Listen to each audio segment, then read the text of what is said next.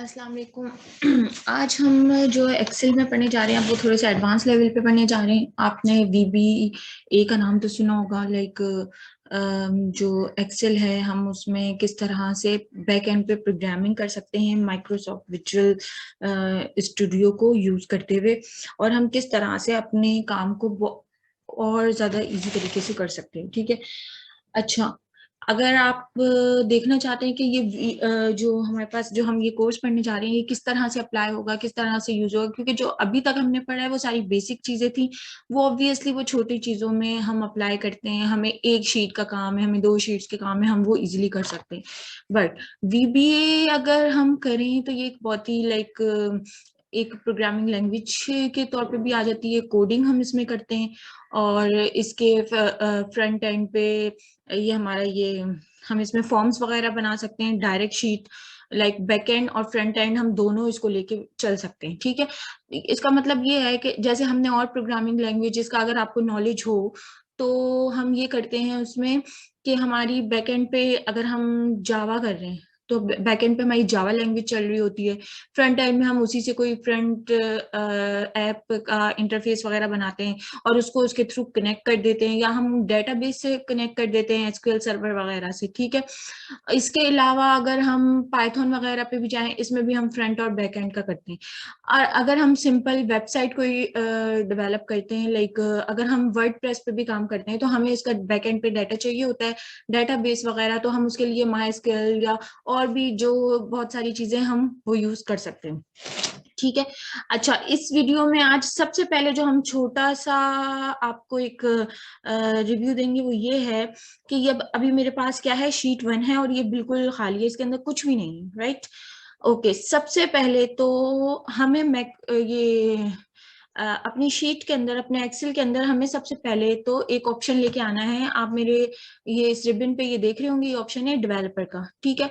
तो ये किस तरह आएगा, सेम हम गए यहाँ पे, ये आपको नजर आ रहा है, हमने इस पे क्लिक किया और हम यहाँ पे चले गए मोर कमांड्स पे।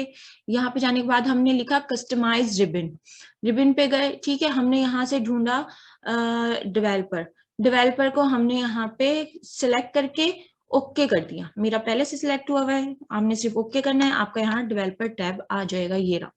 ठीक है। अब हम इस डेवलपर टैब पे गए तो ये हमारे पास कुछ ऑप्शंस आ रहे हैं। विजुअल बेसिक, मैंने पहले ही बताया, विजुअल बेसिक को हम यूज करके इसका वो बैकएंड बनाएंगे। ये मैक्रोस का है, ये रिकॉर्ड मैक्रो और ETC, ये बहुत सारी चीजें हैं। ठीक है। सबसे पहले हमें यहाँ पे डाटा लेके आना है। हमने कुछ नहीं किया, हम अपने हम यहाँ पे गए, मैं यहाँ से किसी दूसरी शीट से डाटा कॉपी कर लेती हूँ मैंने। ठीक है। और ये आके हम ये वाला, ये अब हमारे पास आ गया डाटा। अच्छा, इस डाटा को लेते हुए अब हमने काम क्या करना है, हम एक काम करते हैं कि ये हमारे पास ऑप्शन आ रहा है मैक्रोस का। ठीक है। हम यहाँ पे रिकॉर्ड अगर मैक्रो करें, हमने ओके किया, हमने यहाँ पे इसको नाम दे दिया मैक्रो या फर्स्ट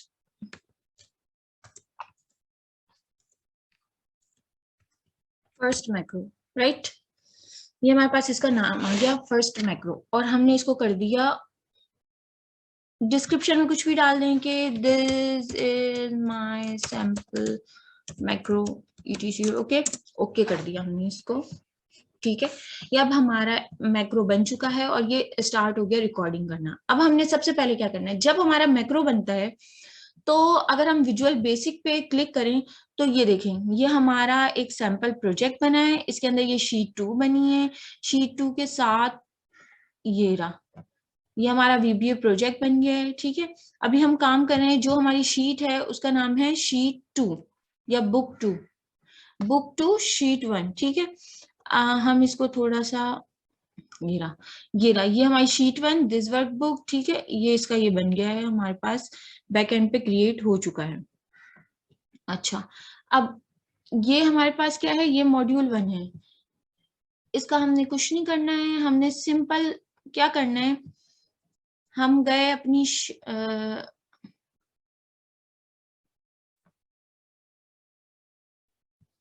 अच्छा, ये मैक्रोज रिकॉर्ड होना शुरू हो गया है, ये लिखा हुआ है स्टॉप रिकॉर्डिंग। ये हमने, अगर हमने यहाँ पे, अभी तो हमने यहाँ पे कुछ भी नहीं किया है, हमने विजुअल बेसिक पे क्लिक किया, तो अब हमारे पास जो शीट ओपन होगी,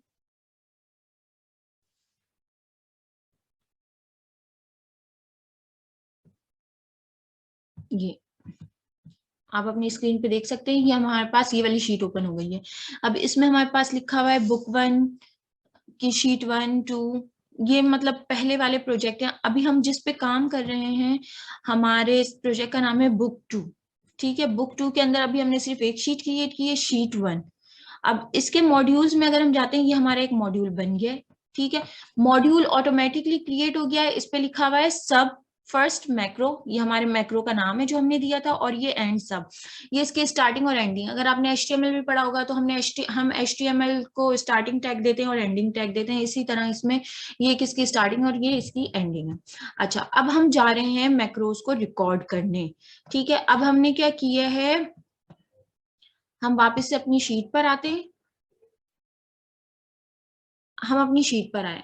अब हम यहाँ पे एक, ये अभी तक मैक्रोज हमारे वो स्टार्ट हुए हैं रिकॉर्ड होना, तो हम यहाँ पे एक फॉर्मूला लिखते हैं, इज इक्वल्स टू, हम यहाँ पे लिखते हैं कि इफ ब्रैकेट, ब्रैकेट के अंदर हमने लिखा अगर तो जो हमारी E2 कॉलम की यूनिट है, मतलब यूनिट्स कितने उस बंदे ने परचेज किए हैं, जो भी इसको पर्सन ने जो पर्सन परचेज कर रहा है, E2 अगर ग्रेटर देन, अगर हम बोल दें इसको 10 है, ठीक है, कॉमा, तो वो क्या करे, वो क्या कर दे, हमने यहाँ पे लिख दिया कि वो G2 हमारा टोटल है, G2 मल्टीप्लाई बाय 10%। ठीक है, 10% से G2 को मल्टीप्लाई करे, और फिर ये क्या, वेट, 10% से G2 को मल्टीप्लाई करे, और फिर हमने इस फॉर्मूले को और एडिट किया, हमने यहाँ पे लिख दिया G2 माइनस ब्रैकेट, ब्रैकेट के बाद हमने यहाँ पे डाल दिया ये। ठीक है, G2 माइनस, अगर वो जो वैल्यू है, यूनिट्स ने 10 से ज्यादा परचेज किए हैं, तो वो जो उसकी टोटल वैल्यू है उसको 10% से मल्टीप्लाई करके उसको टोटल में से माइनस कर दे। ठीक है, और कॉमा हमने जो लास्ट में दिया है वो ये है कि अगर तो नहीं है तो वो G2 ही रहने दे। ओके, अब ये देखें, ये हमारे पास आ गई वैल्यू। ठीक है, ये सब कुछ हमने, ये पूरी की पूरी लिस्ट के लिए अभी हमने सिर्फ यहां तक की है, हम इसको नीचे तक ड्रैग करेंगे। 44 हमारे पास एलिमेंट्स हैं, ये ले, ठीक है, 44 तक हमने इसको कर दिया है। अच्छा, ये चीज हमारी हो गई, हमने यहाँ पे जाके किया स्टॉप रिकॉर्डिंग करके। अब हम अपनी माइक्रोसॉफ्ट विजुअल बेसिक वाली शीट पर गए। ठीक है, ये हमारे पास माइक्रोसॉफ्ट विजुअल बेसिक की शीट आ गई है। इस पे जाके हमने ये देखा, ये क्या है, ये देखें, ये हमने कुछ भी टाइप नहीं किया, ये खुद आ गया है। इसने क्या किया, एप्लीकेशन कट कॉपी जो हमने रिकॉर्डिंग करने से पहले हमने पहले ये किया। ठीक है, हमने ये फॉर्मूला लगाया, एक्टिव सेल के अंदर, कौन से सेल के अंदर लगाया, ये हमने फॉर्मूला लगाने के बाद हमने उसको रेंज दे दी, सेलेक्ट कर लिया, I2 तक गए, फिर हम दोबारा वही फॉर्मूले को हम आगे लेकर गए।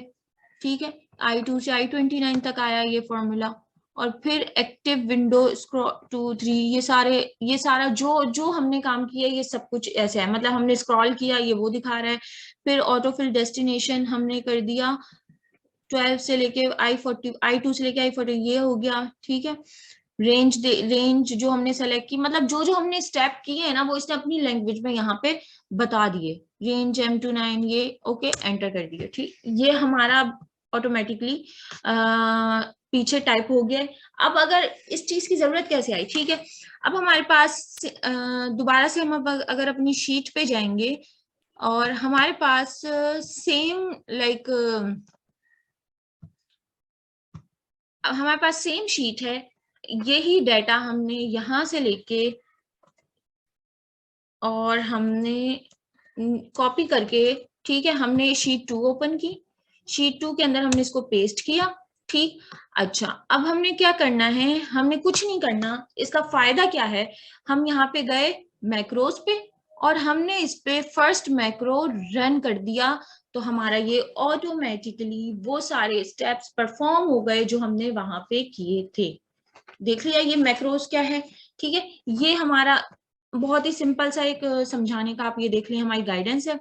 इसके अलावा अगर हम क्या कर सकते हैं, हम अगर दोबारा से हम अपनी विजुअल बेसिक के एडिटर पे जाएंगे और हम वहां पे एक चीज और टाइप करते हैं। ये हम यहाँ आ गए, हम यहाँ आए, हमने यहाँ पे लिखा वेट, ठीक है। अच्छा, यहाँ पे आने के बाद अगर हम लाइक कुछ टाइप करना चाहें, हम यहाँ पे लिखा सब, हमने फंक्शन क्रिएट कर दिया मैसेज का, या हमने कर दिया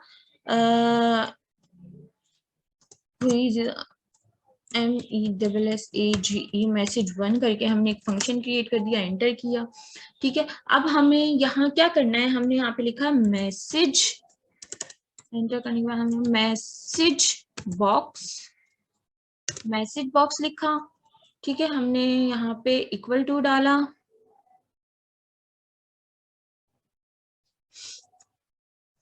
मैसेज बॉक्स के अंदर हमने ये दो पैरेंथेसिस ओपन की, इसके अंदर हमने मैसेज टाइप कर दिया, इसके अंदर हमने लिख दिया macros applied on this sheet.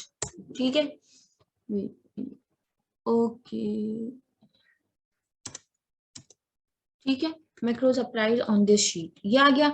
अच्छा, अब हम यहां गए,